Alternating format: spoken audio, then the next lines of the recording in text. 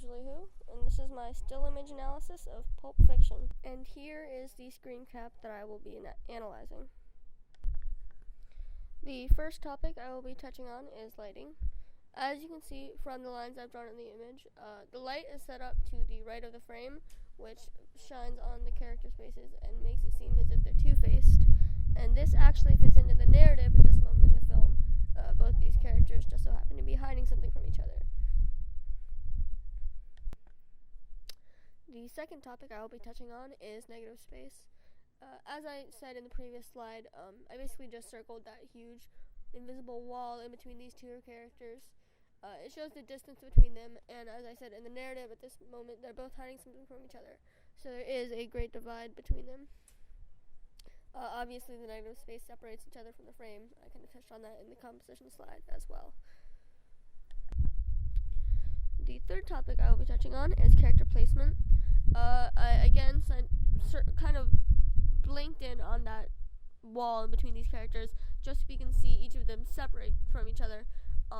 But also, it just so happens, this also kind of touches on the composition aspect.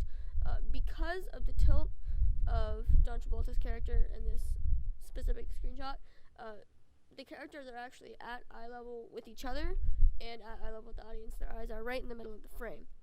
So this kind of shows to the audience that they are both on equal footing.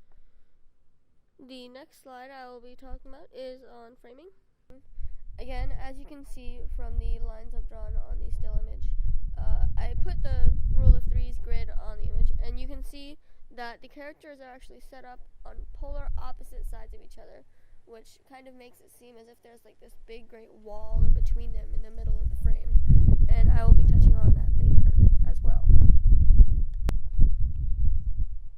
The next slide I'll talk about is composition. This kind of goes along with the framing slide, but basically what you need to know is the characters are on opposite sides of the frame. I did touch on that. And also, it's interesting to note that if you use a single point perspective grid, I wasn't actually able to put one on the slide because they're really, really complicated. But if you were to put a single point perspective grid with the little logo in the middle there as the center, the characters would actually be equidistant from each other and from the center point. So again, this implies that they are on equal footing. Composition also includes, like I said, the eye lines. They are equal eyes with each other and with the audience, which again implies there. The next topic I'll be touching on is character proxemics, which kind of plays into composition and other previous slides. The characters are placed on an equal level, but they are, as I said in the slide on composition, on opposite sides of the frame. This shows that although these characters are on equal footing, as I touched on in the slide in character placement, with the equal eye level, there's still that invisible barrier between them. The next slide I'll be talking about is on dominant image. Because there's this huge contrast between the dark background within the screen cap and the whiteness of the characters' faces, these characters immediately catch your eye as soon as you see the image. This plays into, they are the most important thing in the scene, and the director obviously wanted to convey that. Alright, the next topic I will be touching on is staging. This basically is concerned with the mise-en-scène elements, and from looking at the screen cap, as you can see, most of this image is very dark. It's almost noir-like, very crime. It's got that kind of feel to it. Both characters are wearing, fancy clothes, suits, things like that, but they are doing so to hide their true selves. That fits into the narrative of at this moment in the film. The reflection that goes across their faces, the blue lines with the red logo and things like that, it goes right across their faces, and it makes it seem almost diffracted a little bit, which makes it seem that they're being dishonest, which at this moment in the film they are. The next slide I will be talking about is depth.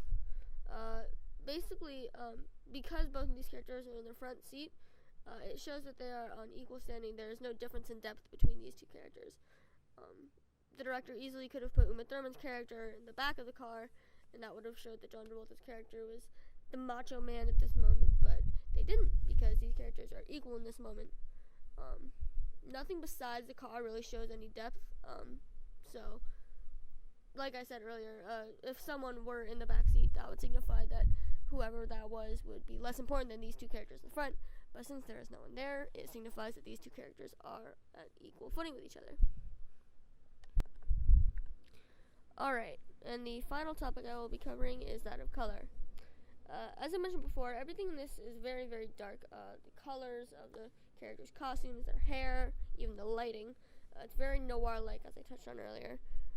This darkness, this blackness, reflects both these characters. They're not being honest with each other at this moment. They don't exactly trust each other yet, and the blackness reflects that.